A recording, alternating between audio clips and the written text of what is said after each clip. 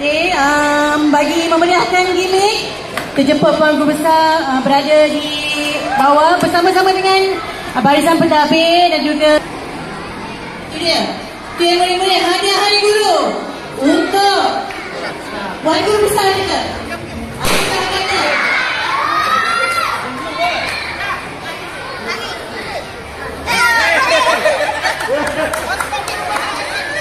What?